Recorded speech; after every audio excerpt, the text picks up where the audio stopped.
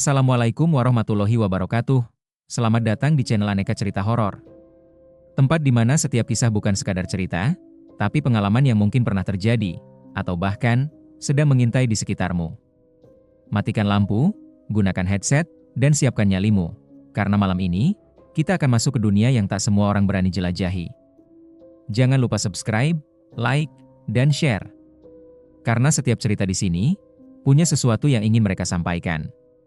Selamat mendengarkan, dan semoga kamu tidak sendirian. Di sebuah desa pelosok di Jawa Tengah, di lereng pegunungan ada seorang pemuda bernama Raka. Desa itu sunyi, dikelilingi sawah dan hutan bambu yang berderi tiap malam. Listrik sering padam, sinyal nyaris tak ada. Hidup di sana terasa seperti berjalan di tempat. Sejak kecil, Raka sering mendengar cerita dari para perantau yang pulang kampung. Kalau ke Kalimantan, kerja sebentar saja bisa kaya, kata mereka. Cerita itu terus terngiang di kepalanya. Tentang gaji besar, tanah luas, dan kehidupan yang jauh lebih baik. Hingga suatu hari, tanpa banyak pikir panjang, Raka memutuskan pergi merantau ke Kalimantan. Ibunya tidak henti-hentinya menasehatinya dan melarangnya. Dengan berkata, "Nak, tanah orang itu beda. Tidak semua yang terlihat itu untuk manusia." Namun dengan tekad dan keyakinannya Raka tetap nekat berangkat. Akhirnya di waktu yang telah ditentukan, Raka berangkat juga untuk mewujudkan impiannya berangkat ke Kalimantan. Namun sesampainya di Kalimantan, semua bayangannya runtuh. Karena apa yang didapatinya dalam kenyataan tidak sesuai bayangan dan mimpinya. Ia tak mendapat pekerjaan bagus. Tanpa pendidikan tinggi dan tanpa kenalan, akhirnya Raka bekerja sebagai buruh di kebun sawit, jauh dari kota, masuk ke dalam hutan yang seolah tak berujung. Barat tempat tinggalnya sederhana, dinding kayu lapuk, atap seng berkarat, dan dikelilingi kebun sawit yang rapat seperti tembok hidup. Malam pertama, ia sudah merasa ada yang aneh. Hutan di sana terlalu sunyi. Bukan sunyi biasa, tapi seperti ditahan. Suatu malam, saat Raka hendak tidur, ia mendengar suara langkah di luar barak. Duk, duk, duk. Ia mengira itu teman kerjanya. Tapi langkah itu berhenti tepat di depan pintu, tanpa suara napas, tanpa gerakan. Raka membuka pintu. Tak ada siapa-siapa. Namun tanah di depan pintu basah, seperti bekas kaki berlumpur, padahal tidak hujan. Hari-hari berikutnya, gangguan semakin sering. Saat memanen sawit di pagi buta, Raka pernah melihat sosok perempuan berdiri di antara pohon-pohon. Rambutnya panjang menutupi wajah, tubuhnya pucat, dan kakinya tidak menyentuh tanah. Ia diam, hanya menatap. Ketika Raka memanggil temannya, sosok itu hilang begitu saja. Namun sejak itu, setiap ia masuk blok kebun yang sama, hawa di sana selalu dingin, dan bau busuk seperti bangkai. Gangguan paling parah terjadi di malam hari.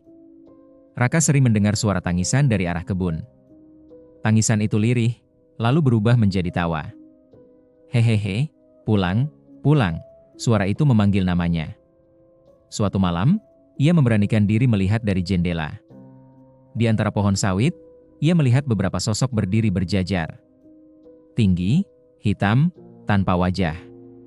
Dan semuanya menghadap ke arah baraknya. Sejak kejadian itu, tubuh Raka mulai drop.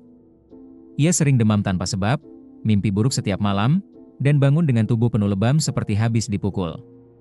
Pernah suatu pagi, teman sekamarnya terkejut melihat punggung Raka. Ada bekas seperti tangan hitam yang mencengkeram kulitnya.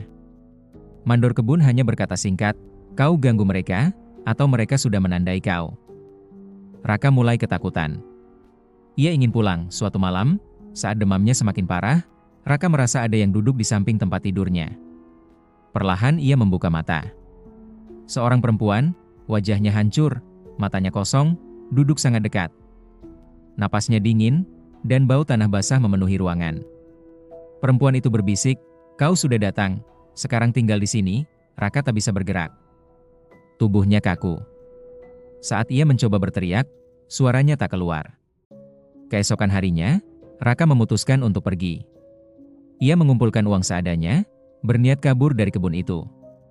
Namun anehnya, setiap kali ia mencoba keluar dari area kebun, ia selalu kembali ke tempat yang sama.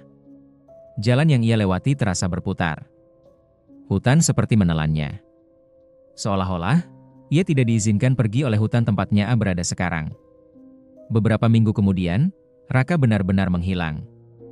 Teman-temannya hanya menemukan sepatu dan topinya di tengah kebun. Di tanah, ada bekas seretan, menuju ke dalam hutan yang lebih gelap. Tak ada yang berani mengikuti. Sejak saat itu, pekerja di kebun sering mendengar suara orang menangis di malam hari. Kadang, terdengar jelas. "Aku mau pulang, tolong." Namun suara itu datang dari dalam kebun. Dan mereka semua tahu, itu suara Raka. Jika kamu suatu hari mendengar cerita tentang tempat yang menjanjikan kekayaan instan, berhati-hatilah. Karena tidak semua tanah menerima kedatangan manusia. Dan tidak semua yang masuk, bisa keluar kembali. Jangan lupa selalu berdoa, mendekatkan diri kepada Yang Maha Kuasa, dan memohon perlindungan dimanapun kita berada. Karena di dunia ini, kita tidak pernah benar-benar sendiri. Mohon dukungan dan bantuannya dengan pencet tombol like, subscribe, komen dan share. Terima kasih. Waalaikumsalam warahmatullahi wabarakatuh.